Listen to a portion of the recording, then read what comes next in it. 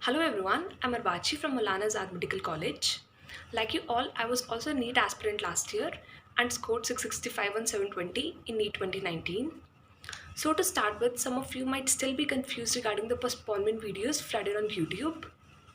So the first thing that you have to do is fix it in your brain that your NEET exam is on September 13 and you have exactly 1 week to go. सब corona crisis की वजह से anxious नहीं होना है. When you're going to give the exam, put your 100% focus only and only on the exam. And since most of you are not used to wearing the masks, what I would recommend is during this last week between 2 to 5 p.m. just put on a mask, put on your gloves and solve a paper. ऐसे your mind and body would be adapted कि 2 to 5 p.m. Mask और gloves पहन के NEET का paper देके आना है. Though I can totally imagine your mental condition right now, but you need to understand कि ये तो कभी ना कभी होना ही था that it would be exactly 1 week before your NEET exam. So अभी हमें क्या करना है that we have to use this last week in the best possible way. Be prepared for the worst and hope for the best. Wishing you good luck, all the very best.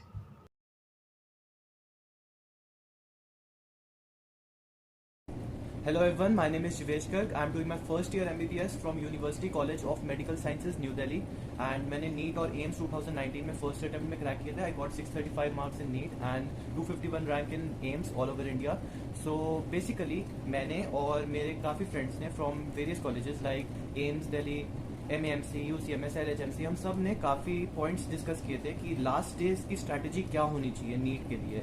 And तुम्हारा एक हफ्ते के करीब रहता है NEET का, तो तुम्हारी क्या स्ट्रैटेजी होनी चाहिए, तुम्हें क्या क्या करना चाहिए इन दिनों, और तुम पेपर सॉल्व करते वक्त तुम्हें पेपर कैसे सॉल्व करना चाहिए, OMR फिलिंग के रिगार्डिंग पॉइंट्स. एंड हमने बहुत सारी गलतियाँ की थी अपने टाइम पे, हमने नीट में भी गलतियाँ की थी, हमने बहुत सारे जो पॉइंट्स अपने दिमाग में रखे थे अपने नीट के टाइम पे, हम सब ने वो सारे पॉइंट्स डिस्कस किया. And we are putting forward those points कि आप वो गलतियां मत करना. आप जो ये स्ट्रैटेजी है हम आपको बताएंगे तो आप वो फॉलो करोगे नीट तक, तो I think you can score your best. आप अपना बेस्ट दे सकते हो उस स्ट्रैटेजी से, तो ये फॉलो करना चाहिए आपको. एंड ज़्यादा डाइवर्ट ना हो किसी और चीज़ में. एंड स्लीप पैटर्न वगैरह हमने सब ये डिस्कस किया. So let's move forward. तो बेसिकली जैसे आपका ये जो फेज चल रहा है अभी, तो डेली आपको क्वेश्चन पेपर सॉल्व करने हैं. मतलब एटलीस्ट एक क्वेश्चन पेपर तो सॉल्व करना है. क्वेश्चन पेपर कौन से? प्रीवियस ईयर क्वेश्चन पेपर या फिर मॉक टेस्ट जो सैम्पल पेपर्स आते हैं. अगर आपने अभी तक प्रीवियस ईयर क्वेश्चन पेपर नहीं किए तो मैं कहता हूँ कि this is the best phase two do it. अगर अभी नहीं किया तो कभी नहीं किया. तो बेसिकली आप स्टार्ट करो 2019 का क्वेश्चन पेपर उठाना, वहां से स्टार्ट करो. एंड मैक्सिमम टू मैक्सिमम अगर कर सकते हो तो 2005 तक, उससे बियॉन्ड जाने का फायदा नहीं है. तो जितने मैक्सिमम क्वेश्चन पेपर्स कर सकते हो उतने करो आप, और उनका पूरा क्वेश्चन पेपर करोगे, उसका रिव्यू भी करो, जो सॉल्यूशंस है उसके देखो, जो नहीं आता वो रिवाइज करो. एंड डेली क्वेश्चन पेपर एक तो सॉल्व करना है. I would suggest 1 to 2 question paper solve करो डेली, चाहे प्रीवियस ईयर करना है या मॉक टेस्ट करना है. और चाहे तुम्हारी कितनी भी अच्छी तैयारी है, चाहे तुम्हें लगता है कि तुमने 100% सब कुछ कर लिया, क्वेश्चन पेपर्स भी कर लिए, तब भी आई वुड से कि एटलीस्ट एक क्वेश्चन पेपर करना है. क्वेश्चन पेपर की जो प्रैक्टिस है वो छोड़नी नहीं है, लास्ट डे तक करना है. और ये तक बोलूंगा कि जो लास्ट डे होगा ना 12 तारीख, उस दिन तो पढ़ाई भी नहीं करनी है. उस दिन सिर्फ क्वेश्चन पेपर करने 2019 एंड 2018 बस. तो अब सुनो गाइस मैं क्या कह रहा हूँ. डेली क्वेश्चन पेपर करने हैं, उसके अलावा रिवीजन करनी है. एक दो क्वेश्चन पेपर करें, जो टाइम बचा वो रिवीजन पे डिनोट करना है. रिवीजन में क्या क्या टॉपिक्स हमें करने हैं, क्या क्या चीजें करना चाहिए कवर, वो चीज आगे जाके इस वीडियो में आगे जाके डिस्कस होगी. सिमर डिस्कस करेगी वो चीज. तो लेट्स सी कि हमें क्वेश्चन पेपर्स कैसे सॉल्व करने हैं. आपका नीट जब होगा तो 2 PM से लेकर 5 PM तक नीट होगा. तो आई वुड से कि जब डेली जब प्रैक्टिस कर रहे हो तो डेली 2 PM to 5 PM ये मतलब दिमाग में रख लो कि इस टाइम पे तो मेरे को पेपर करना है. एक पेपर इस टाइम पे अटेम्प्ट करना है. चाहे आप 2 क्वेश्चन कर रहे हो, एक क्वेश्चन पेपर कर रहे हो, इस टाइम पे आपको क्वेश्चन पेपर अटेम्प्ट करना है, ताकि आपकी लास्ट डे तक, नीट टाइम तक, आपकी इस टाइम पे, इस ड्यूरेशन में आपकी मैक्सिमम एफिशिएंसी रहे, मैक्सिमम प्रोडक्टिविटी. ऐसे नहीं कि नीट में गए आप और सुस्ती हो रही है आपको, मतलब आपको नींद आ रही है, ऐसा नहीं करना है. इस टाइम पे आपकी मैक्सिमम एफिशिएंसी होनी चाहिए. डेली करो. और मान लो अगर आप दूसरा पेपर भी कर रहे हो एक दिन में सॉल्व, सपोज 6 PM पे आप सॉल्व कर रहे हो दूसरा पेपर, तो आप क्या करना, क्वेश्चन हर एक पेपर जब भी कर रहे हो तो एक क्लॉक लेना अपने सामने रख देना उस क्लॉक को देख के करना. और प्रेफर कि एनालॉग क्लॉक हो जिसमें मतलब सेकेंड सब कुछ दिखता है, तो वो वाली क्लॉक प्रेफर करना, ताकि जो नीट होगा ना उसमें सामने आपकी क्लॉक लटकी हुई होगी. तो 2 से 5 बजे, तो सपोज 6 PM पे आप क्वेश्चन पेपर कर रहे हो दूसरा, तो उस क्लॉक को आप सेट कर सकते हो, रीसेट कर सकते हो to 2 PM. 2 PM to 5 PM, मतलब एक तरीके से virtually you are doing again a paper from 2 PM to 5 PM, ताकि उस टाइमिंग के लिए ना आप इम्यून हो जाओ। लाइक सपोज इसका क्या फायदा है, जो मैं अपने टाइम में क्या करता था, जैसे सपोज आप बायो कर रहे हो और बायो आपकी जो एफिशिएंसी है तो स्पीड है, तो उस बेसिस पे आप सपोज 90 क्वेश्चन 45 मिनट में कर लेते हो। तो आप जब क्लॉक देख रहे हो, सपोज बायो आप पहले स्टार्ट करते हो तो 2 PM to 2:45 तक आपका हो जाना चाहिए बायो। अगर नहीं हो रहा तो मतलब आप हो जाओगे अवेयर कि आपको अपनी स्पीड बढ़ानी है, तो मतलब इम्यून हो जाओगे आप उस टाइम फेज के लिए कि 2 PM to 5 PM। सो ऐसे करना आप daily question paper practice. And एक चीज मैं बोलूंगा कि 15 मिनट का मार्जिन रखना। जैसे आपको 180 मिनट्स मिल रहे हैं तो 180 मिनट यानी कि 3 घंटे मिल रहे हैं, तो 3 घंटे पूरे 180 क्वेश्चन पे नहीं कर पाओगे। OMR भी फिल करनी है आपको, रोल नंबर हो सकता है कि आपका जो सेंटर है आपको रोल नंबर भरने के लिए OMR बहुत लेट दे, या फॉर्मेलिटीज भी हो सकती है वहाँ पे, जैसे इंक मतलब कोई थंब प्रिंट कराना है, बहुत सारी चीजें हो सकती है, तो बहुत टाइम वेस्ट भी हो सकता है। मान लो किसी बच्चे ने डिस्टर्बेंस क्रिएट कर दी, बहुत कुछ हो सकता है। तो 15 मिनट का मार्जिन रखो कि आप ऐसे कर लो कि मेरा पूरा पेपर मैं 245 आवर्स तक यानी कि 2 hours 45 मिनट तक पूरा कंप्लीट कर दूं। तो जो भी क्वेश्चन पेपर करोगे आप उसका रिव्यू भी कर लेना उसके बाद, जैसे जब क्वेश्चन पेपर अटेंड किया 3 घंटे, और उसके बाद आप उसका रिव्यू कर लेना कि कौन से क्वेश्चन गलत है। जो क्वेश्चन गलत है उनके आप जरूर सॉल्यूशन देख लेना, बाकी रिवीजन भी करनी है उनसे ही रिलेटेड चीजें। तो नेक्स्ट सेशन है कि रिवीजन में हमें क्या क्या करना है, डेली रिवीजन भी करनी है आपको। Okay, so hi guys, I am Simar Saluja and I am currently pursuing my MBBS first year from Lady Hardinge Medical College, Delhi University, New Delhi. And I got 635 marks in NEET and 96 rank in AIIMS AIR. So I gave my NEET in 2019 and cleared it in the first attempt. So I'll be talking about revision right now कि कैसे इस final week में तुम लोगों को revision करना चाहिए, ठीक है। तो हमारे पास ऑलमोस्ट 7 days बचे हैं, so will be planning in such a way कि हमारा 6 days के अंदर अंदर रिविजन खत्म हो जाए। वैसे लास्ट डे के लिए कुछ छोड़ना नहीं है, ठीक है। लास्ट डे को हमें क्या करना है, बस जो पुराना लास्ट ईयर जिस वाला पेपर है वो सॉल्व करना है, लेकिन बिल्कुल फ्री भी नहीं बैठना, बिकॉज उसके बाद फिर नेगेटिव थॉट्स है वो सब आने लग जाते हैं। कुछ ना कुछ करते रहना लास्ट डे, अपने माइंड को बेसिकली एक्टिव रखना है, लेकिन कुछ वैसे रिवाइज करने के लिए नहीं छोड़ना लास्ट डे के लिए कि हम रिवाइज कर रहे हैं ये चीज, वो नहीं करना, ठीक है। सो पहले तो बात करते हैं जिस तुमने रोज का टेस्ट दिया, लाइक 2 to 5 का तुमने जो भी टेस्ट दिया, उसमें जो भी तुम्हारे टॉपिक्स वीक हैं, जो भी तुम्हें लगता है कि ये पूरा टॉपिक रिवाइज करने की जरूरत है, जिसमें तुम्हारी गलतियां हुई हैं, पहले तो ऐसे क्लासिफाई कर लो कि तुम्हारी गलती किस बेसिस पे हुई, मतलब कि कोई फैक्चुअल मिस्टेक थी या फिर कोई कॉन्सेप्चुअल मिस्टेक थी या कोई फॉर्मूला तुम्हें याद नहीं था। वो तुम पहले एक जगह पे लिख लो कि क्या किस तरीके की मिस्टेक्स हुई, मेरे को किस चीज पर अभी ज्यादा इंप्रूव करने की जरूरत है, क्या चीज मुझे ध्यान रखनी है एक बार रिवाइज करते हुए कि मेरा क्या सही होना चाहिए, ठीक है। वो एक बार लिख लिया, और जो टॉपिक्स तुम्हें दोबारा रिवाइज करना है वो लिस्ट आउट कर लिए। बाकी जो पूरा टेस्ट का रिविजन है, जो भी तुमने गलतियां करी है, जो भी तुम्हें देखना है, वो बाकी 1 to 1.5 आवर्स में हो जाना चाहिए। तो लाइक अगर तुम 10 से 12 घंटे पढ़ते हो और तुमने 4 to 5 आवर्स में ये टेस्ट वाला पूरा पार्ट एक टेस्ट खत्म कर लिया, तो तुम बाकी टाइम रिविजन के लिए कर सकते हो, ठीक है। और अगर तुम 2 पेपर दे रहे हो तो तुम्हारे पास रिविजन का कम टाइम बचेगा, लेकिन वो डिपेंड करता है कि तुम्हारा कितने लेवल का रिविजन हो चुका है कि तुम 1 पेपर दोगे या 2 पेपर, ठीक है। Got my point.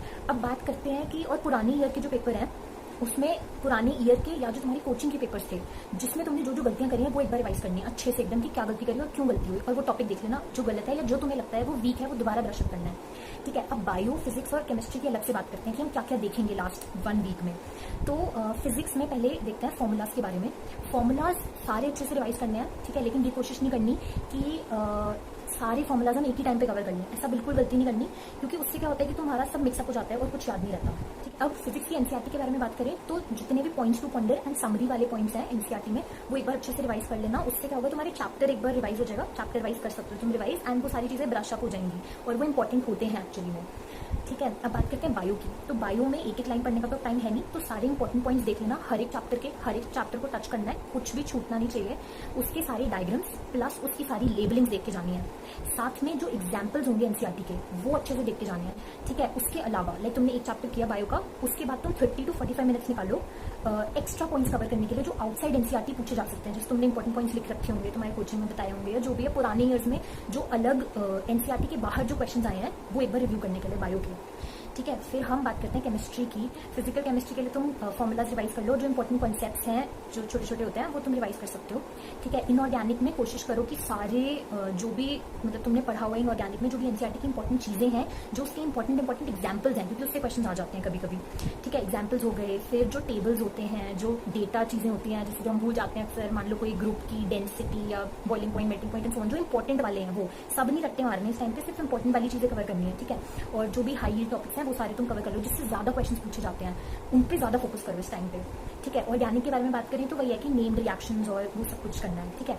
और बिल्कुल भी टेंशन नहीं लेनी, बिल्कुल एंग्जाइटी नहीं लेनी, कुछ भी नहीं, मतलब ऐसे सोचना, कुछ नेगेटिव नहीं सोचना, ठीक है। You guys can do it, all the very best and yes you will rock. Hello guys, my name is Koshi Jain and currently मैं पढ़ रहा हूँ University College of Medical Sciences Delhi में। मैंने पिछले साल नीट दी थी and I scored all India rank 159 in NEET, 172 in AIIMS and around 90 in JIPMER. So in this video I would like to share some strategies, or more accurately some points that have come across while my preparation for 2 years. So today we are going to discuss how should we attempt the papers. Okay, so first of all, paper start कौन से subject से करें। मैंने बहुत बच्चों से सुना है कि लाइक भैया कौन से पेपर से स्टार्ट करना चाहिए, कौन से सब्जेक्ट से हमें पेपर स्टार्ट करना चाहिए जिससे हम ज़्यादा स्कोर कर सकते हैं। तो लाइक सबका दिमाग अलग अलग होता है, सबका माइंडसेट अलग अलग होता है। आपकी एफिनिटी किसी सब्जेक्ट के लिए दैट इज़ कम्प्लीटली यूनिक। सो ऐसा कोई आपको आके बोल दे कि लाइक फिजिक्स से स्टार्ट करना इट्स गुड या बायोलॉजी से स्टार्ट करना इट्स गुड, ऐसा नहीं होता। सबका अपना अपना होता है। तो एक ही तरीका है, लाइक प्रैक्टिस करो and find out what works for you, like किस ऑर्डर में अटैम्प्ट करने पे आपके मार्क्स ज़्यादा आता है, आपकी एफिशिएंसी मैक्सिमाइज होती है, एंड देन आप उसी को फॉलो करेंगे नीट के टाइम पे, है ना। नीट के दिन कुछ नया नहीं करना है। ओके, ये जो आपको देखना है ना हिट एंड ट्रायल, ये आपको नीट के पहले वाली जो 7 दिन आप इसमें भी कर सकते हैं। Okay, next thing is like paper attempt करते टाइम क्वेश्चंस को डिफरेंशिएट करना बहुत ज़रूरी है कि ये क्वेश्चन मुझसे होगा, like I should do this और आई शुड आई नॉट, क्योंकि 180 मिनट्स होते हैं, 180 क्वेश्चंस होते हैं एंड आपको उसमें ओएमआर शीट्स भी भरनी है एंड आप जहाँ सेंटर पे चाहेंगे वहाँ पे उसकी कुछ फॉर्मेलिटीज़ भी होगी। सो लाइक 20 मिनट्स आप कम करके ही चलिए उसमें से। So you have to maximise the number of question that you are going to attempt. So why अगर जब आप पेपर पढ़ेंगे, आप क्वेश्चन पढ़ेंगे, आपको लग रहा है कि हाँ लाइक स्ट्रेट फॉरवर्ड है, इजीली हो जाएगा, कोई ज़्यादा लोड लेने वाली बात नहीं है, उससे करिए सॉल्व, उसके आंसर को टिक करिए एंड आगे बढ़िए। बट जिस क्वेश्चन को पढ़ के आपको रियलाइज है कि यप या तो ये मुझे नहीं आता है या फिर ये मुझे आता है बट मुझे पता है कि ये लेंथी है, या फिर आपने उसको ट्राई किया 1-2 बार बट स्टिल उसका आंसर नहीं आ रहा है, लीव इट। उस क्वेश्चन के ऊपर एक सर्कल कर दीजिए या कोई और आप मार्क बना दीजिए, स्टार मार्क, उसको लीव करके आप अगले क्वेश्चन पे चले जाइए। Cause you have to maximise the number of questions you are going to attempt in the paper and also maximise your efficiency. The important thing is OMR filling, and this is really important. क्यों? क्योंकि the mistakes in OMR filling can be really costly, like really a lot. तुमने एक question गलत भर दिया, उसके बाद वाले तुमने 4-5 गलत भर दिए, बहुत नुकसान हो जाएगा। So in my 2 years of coaching, I've seen every approach and I've tried everything out that I can possibly think of. And the most common 2 ways that I've come across are like, कुछ लोग ऐसे करते हैं, एक question solve किया, उसकी ओमा भरी, दूसरा क्वेश्चन सॉल्व किया, उसकी ओमा भरी। So I personally think that it's a bit massive way and तुम्हारी जो फ्लो होता है क्वेश्चन को सॉल्व करते टाइम वो टूट सा जाता है। सो बट लाइक अगर तुम्हें सूट करता है, you are okay with it, you are use to it, go with it, okay, there are no worries, है ना। But the one that I personally prefer and मैंने हमेशा यूज़ किया, वो एक सब्जेक्ट मैंने पूरा अटैम्प्ट किया, उसके सारे क्वेश्चन सॉल्व किए, उसके बाद मैं उसकी ओएमआर पे गया, मैंने उसकी पूरी ओएमआर शीट भरी, फिर मैं नेक्स्ट सब्जेक्ट पे गया। This way you can maximise your efficiency and minimise the chances of error. Okay, and one more thing, जो क्वेश्चन तुमने छोड़े उसका स्पेशली ध्यान रखना। मान लो तुमने 13 क्वेश्चन छोड़ा है एंड तुमने 14 का आंसर अगर 13 में भर दिया, that will be a disaster, right. So हाँ, उसका थोड़ा सा ध्यान रखना। Next point is silly mistakes. There are some very popular terms that the examiner uses to confuse the students, like correct, not correct, incorrect and not incorrect. जहाँ भी तुम्हें ये टर्म्स दिख जाए, अलर्ट हो जाओ, उस क्वेश्चन को फिर से पढ़ो, make out the perfect sense that what the examiner wants from you, उसके बाद ही ऑप्शंस पे जाना।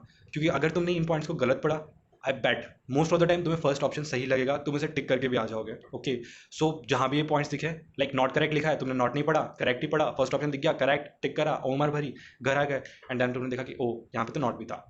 सो लाइक वो इश्यूज होते हैं। सो जहाँ भी टर्म्स दिखे, अलर्ट हो जाओ and make out the sense what the examiner wants from you. So that's it guys, paper tough नहीं होता, बस थोड़ा सा टाइम कंस्ट्रेंट ज़्यादा रहता है। सो बेसिक चीज़ें, इनका ध्यान रखो, have confidence in yourself, you have done pretty decent work, okay, and we are waiting for you. Okay, so let's meet. Hello guys, I'm Astha और आज I'm going to tell you some things that some miscellaneous topics apart from studies जिनके बारे में हम लोग usually भूल जाते हैं अपनी स्टडीज़ में, अपने रिविजन्स में, but actually they are also very important, तो तुम्हें इनका ध्यान जरूर रखना चाहिए। The most important thing, the first thing that I am going to talk about is sleep. कोई सोती हालत में एग्जाम में नहीं जाएगा, ठीक है। अगर एग्जाम में सोती हालत में जाओगे, वैसे दिन में 2 से 5 का एग्जाम होता है, सबको नींद आ जाएगी, कोई भी सो जाएगा, ठीक है। सो अपनी नींद पूरी करके जाओ। You need at least 6 to 8 hours of sleep, depends on the person to person, कोई ज़्यादा सोता है, कोई कम सोता है, बट 6-7 घंटे की ऑप्टिमम स्लीप सब लेके जाएंगे। एंड ठीक है, एंग्जाइटी में नींद नहीं आती है यूजुअली, एंग्जाइटी में यही होता है, नींद नहीं आएगी, तुम लेटे रहोगे बेड पे, तुम्हें नींद नहीं आएगी, तुम टेंशन में तुम्हारा दिमाग घूमता रहेगा, पर उसको थोड़ा रिलीज़ करो। Another thing is food. हाँ ठीक है, फूड। सो कोई बहुत ज़्यादा खा के नहीं जाएगा, कोई बहुत कम खा के नहीं जाएगा, दोनों एक्सट्रीम्स ना किसी चीज़ के अच्छे नहीं होते हैं। सो ऐसे नहीं कि आलू के पराठे दही के साथ भर के खा के जाओ, भाई सब सो जाओगे, ठीक है, सब सो जाओगे, ऐसे काम नहीं करने। और ये भी नहीं खाली पेट चले जाओ, ठीक है, नहीं। So eat something but not too much that can cause you to be sleepy. Something optimum thing would be eat a few fruits और maybe eat a few sandwiches. Avoid drinking milk, ठीक है, at least exam से just पहले ना avoid drinking milk की बजाय coffee P low, बहुत better है, चाय पी लो वो भी सही है, पर मिल्क नहीं, ठीक है।